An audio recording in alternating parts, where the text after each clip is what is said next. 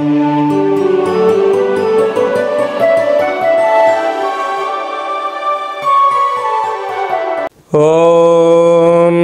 నమః శివాయ.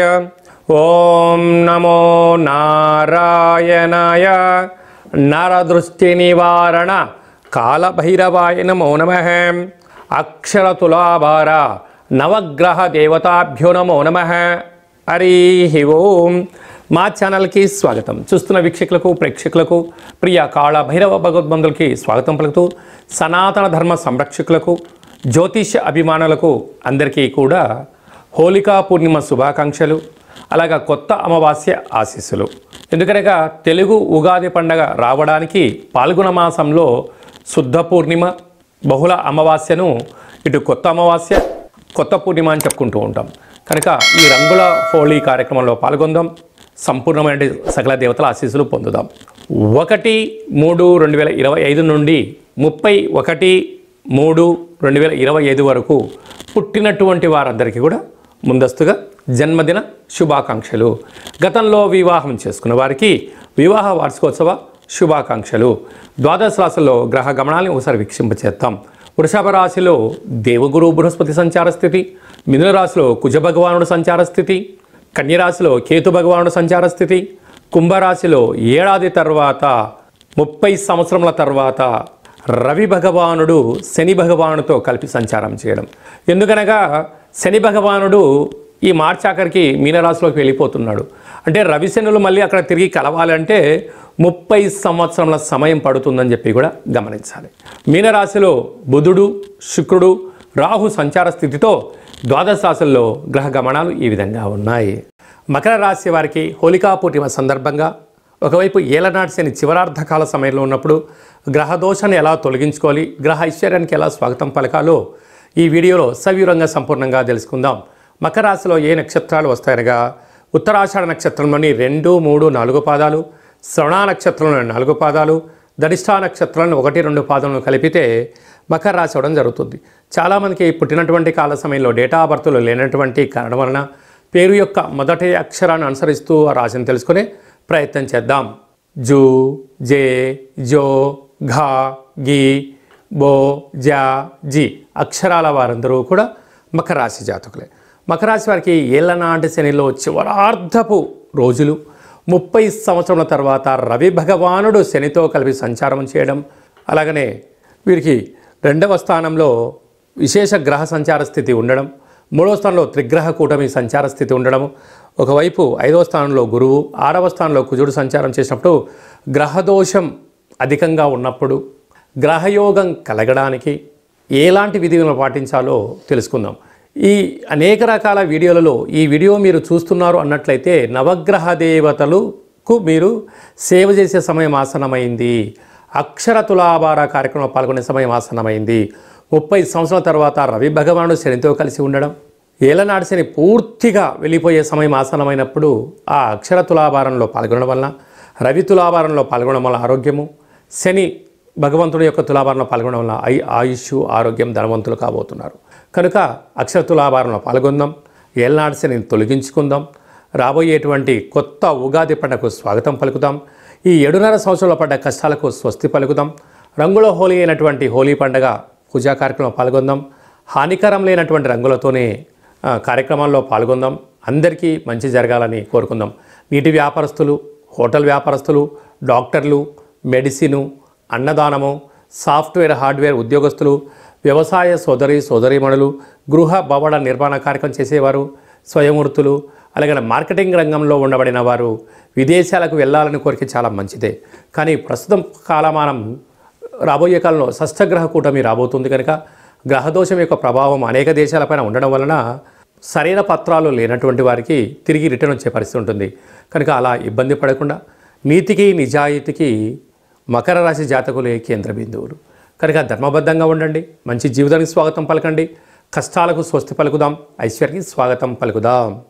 మార్చి నెలలో అనగా పాల్గొన మాసంలో శుక్లపక్షం నుండి బహుళపక్షం వరకు విజయము మనం సాధించగలగాలి అన్నప్పుడు ముఖ్యమైన తిథుల గురించి క్లుప్తంగా సవివరంగా సంపూర్ణంగా తెలుసుకుందాం. 6వ తారీఖున 3వ నెల అక్షయకాల భైరవాష్టమి అలాగనే 13వ తారీఖున పాల్గొనమాస శుక్లపక్ష హోళికా దహన హోళికా పూర్ణిమ కనుక కొత్త పూర్ణిమకు స్వాగతం పలుకుతూ పాత తెలుగు ఉగాది పండుగకు స్వాగతం పలికేటువంటి పాల్గొన పూర్ణిమ తిథి అందున రంగుల హోలీ అని చేస్తూ ఉంటాం మనం. కనుక దయచేసి అందరూ సహజసిద్ధ రంగులతోనే ఆడుకోండి.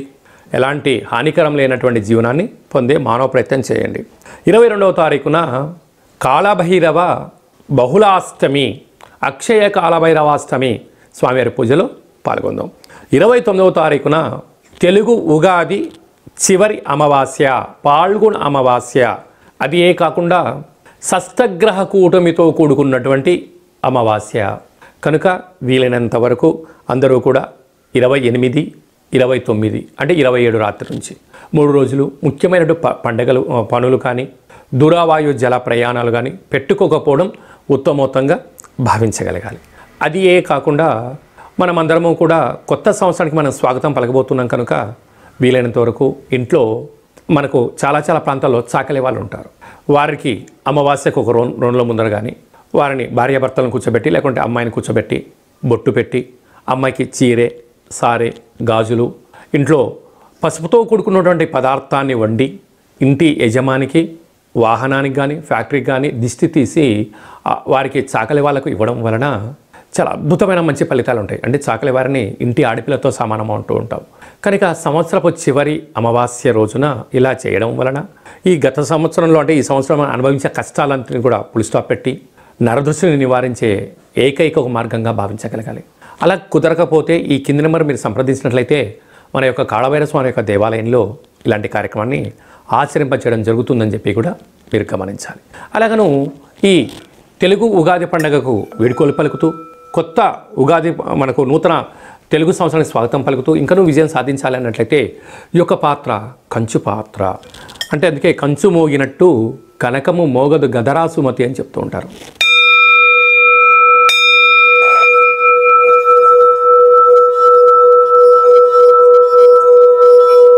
ఇలా ఓంకార శబ్దాన్ని ఇంట్లో ఏర్పాటు చేయడం వలన సకల గ్రహ దోషాలు తొలగి గ్రహయోగం కలిగి మనం ఏదైతే అనుకుంటున్నామో అన్నింటా విజయం సాధించడానికి కాళభైరవ స్వామికి ఆశీస్సులు ఉంటాయని చెప్పి గమనించాలి. మనిషి శరీరంలో మూలాధార స్వధిష్టాన మణిపూర్వక విశుద్ధ అనాహత ఆజ్ఞ చక్రాలు వికసించేసి ఈ యొక్క ఆవేశానికి దూరంగా ఉంటూ ఆలోచనకు దగ్గరగా ఉంటూ విజయ పతాకానికి స్వాగతం పలుకుతాడు అని చెప్పి కూడా గమనించాలి. ఈ కాళభైరవ స్వామి అక్షయపాత్ర అలాగనే పిరమిడు డాలరు కంకణము మీకోసం ప్రత్యేకంగా కాళభైరవ హోమము చేయించి 20 రకాల వస్తువులతో దిష్టి తీయించడం జరుగుతుందని చెప్పి గమనించాలి. కనుక మనం అందరం కూడా కలియుగ కాలంలో ఏదైనా సాధించాలన్నా శాసనం చేయాలన్నా సాధించాలన్నా కాళభైరవ స్వామి స్మరణ చాలా అవసరం అని చెప్పి గుర్తు పెట్టుకోగలగాలి. అలాగనే మనము ఆదిత్యాయ సోమాయ మంగళాయ బుధాయ చ గురు శుక్ర శనిభ్యచ్చ రాహవే కేతవే నమో నమః అని చెప్పుకుంటూ ఉంటాం మనం. కనుక నవగ్రహ దేవతలే ప్రధానమైనటువంటి మనకు మూలాధారం. ఆదివారం పూట సూర్యుడు, సోమవారం రోజున చంద్రుడు, మంగళవారం రోజున కుజుడు, అలా శనివారం రోజున శని భగవానికి స్మరణ ధ్యానం చేస్తూ ఉంటాం. వారి యొక్క ఆశీస్సు మనం పొందడం కోసం ప్రతిరోజు ఒక 5 నిమిషాలు సూర్య నమస్కారం చేసిన తర్వాత ఆ యొక్క నామాలను ఒక 27 సార్లు రాయడం వలన ఆదివారం సూర్యగ్రహ దోషం ఉండబడిన వారు రాసి మాకు వాట్సాప్ పంపించడం అంటే ఎవరికైనా రాయాలి అనుకుంటున్న వారందరికీ ఈ యొక్క పత్రాలను తమకి వాట్సాప్ ద్వారా కానీ కొరియర్ ద్వారా అందజేయడం జరుగుతుంది. ఆ నామాలను రాసి తిరిగి మాకు వాట్సాప్లో పంపిస్తే ఆదివారం రోజున రవిగ్రహ అక్షర తులాభార కార్యక్రమాన్ని ఏర్పాటు చేయడం జరిగింది. సోమవారం పూట చంద్రభగవానునికి అక్షర తులాభార కార్యక్రమం చేయడం జరుగుతుంటుంది. అలాగే శనివారం రోజున శని భగవానునికి మనం రాసినటువంటి నామ అక్షరాలతో అక్షర తులాభార మహోత్సవం ఏర్పాటు చేయడం జరిగింది. ఎందుకనగా భక్త ప్రహ్లాదుడు నిత్య దైవనామస్మరణ చేయడం అలాగే నారద మహాముని ఋషులు యోగులు వారందరూ అతీంద్రమైన శక్తులు సంపాదించడానికి దైవనామ స్మరణ ఎంతగానో వారిని కష్టాలను దూరం చేసి ఐశ్వర్యం దగ్గర చేసిందని చెప్పి మనకు ఇతిహాస పురాణాలు కూడా చెప్తున్నాయి. కనుక మనం కూడా అక్షర తులాభారంలో పాల్గొందాం, గ్రహదోషాలను తొలగించుకుందాం, అనుకున్న విజయాలను ఆయుష్ను ఆరోగ్యాన్ని అన్నింటా ప్రసాదించాలని నవగ్రహ దేవతల్ని వేడుకుందాం. కనుక మనమందరము కూడా 7 రోజులు 9 గ్రహాలకు ఆ యొక్క 27 సార్లు అంటే నక్షత్రాలు 27 ఉంటాయి కనుక 27 సార్లు రాద్దాం. తులాభారంలో పాల్గొందాం. భగవంతుడు ఆశీస్సులు పొంది అనుకుంటున్న అన్ని విజయాలను సొంతం చేయాలని గ్రహదేవతలను కూడా కోరుకుందాం.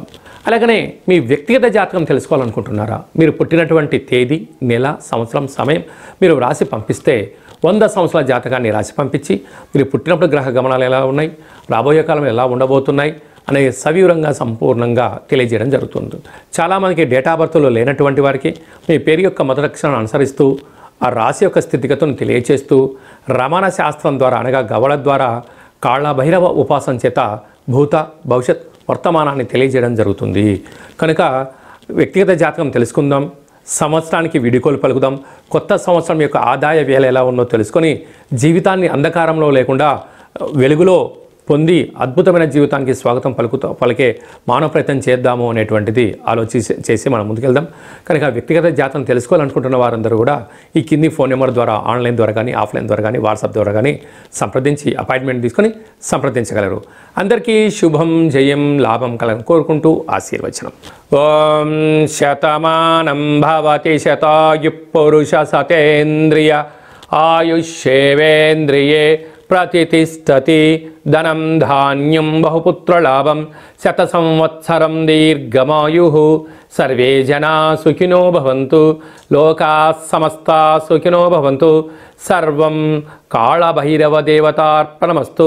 హరి ఓం. ఈ వీడియో మీకు నచ్చినట్టయితే లైక్ చేయండి, షేర్ చేయండి. అందరికన్నా వీడియోలు మీరు ముందుగా చూడాలనుకుంటున్నట్టయితే మా ఛానల్ని సబ్స్క్రైబ్ చేసుకోండి. ఈ భగవద్బంధులకు మీరు ఎవరి క్షేమాన్ని అయితే కోరుకుంటున్నారో, మీ క్షేమాన్ని ఎవరైతే కోరుకుంటున్నారో వారికి ఈ వీడియోను ఫార్వర్డ్ చేసి భగవంతుడి యొక్క ఆశీస్సులు పొందగలరు.